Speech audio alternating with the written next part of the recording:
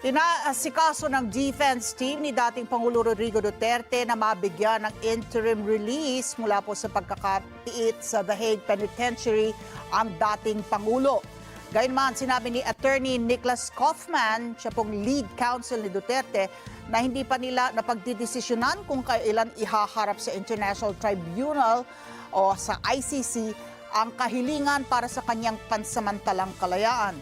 Naniniwala si Kaufman na karapatan ito ni FPRRD, ngunit may tatlong factors o salikaan niya ang maaaring maging dahilan para mapigilan ang interim release. Kabilang dito ang pagiging flight risk, pangalawa naman ang pangambang panghimasukan ng mga testigo na may ebidensya, at ang ikatlo ay ang pangambang magpatuloy ang mga krimeng nagawa. Walaan niya sa mga factors na ito ang nasa kasalukuyang sitwasyon ng dating Pangulo. Naniniwala rin si Attorney Kaufman na wala ng jurisdiksyon sa kaso ng dating Pangulo ang International Tribunal. Mayroon anyang matibay na argumento sa usaping to sa harap na rin ng pagkalas ng Pilipinas sa Rome Statute.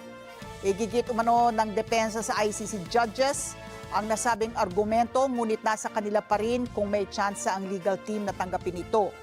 Kung saan niya masusunod, nais niyang dinggin ng ICC judges ang argumento dahil naniniwala siyang may mga tinatawag pong compelling arguments at nais niyang kumbinsihin ang mga hukom. Gayunman, una nang sinabi ng ICC na nananatili ang jurisdiksyon nito kung ang di umano'y krimen ay ginawa habang miyembro pa ng Rome Statute ang Pilipinas.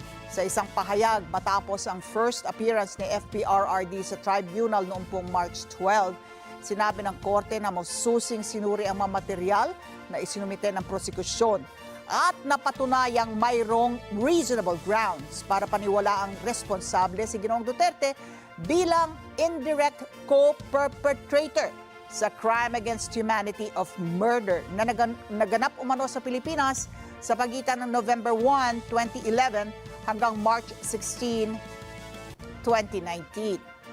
Dagdag pa nito, nasumpungan ng ICC na mayroong direktang pag-atake laban sa civilian population salig sa isang organizational policy habang pinuno pa sa Duterte ng tinatawag na Davao Death Squad o DDS at bilang state policy naman nung siya ay presidente na ng Pilipinas. May sapat din umanong basehan na paniwala ang pag-atake ay sistematiko at malawakan na naganap sa maraming taon na nagresulta sa pagkamatay ng libu-libong individual, ngunit sa pagpapalabas ng warrant of arrest ay itinuon ng Kamara ang issue sa mga samples ng umano'y insidente para sa isinagawang analysis. Sinumite ng Pilipinas ang written notification of withdrawal sa Rome Statute noong March 17, 2018 at naging epektibo lamang pagkalipas ng isang taon.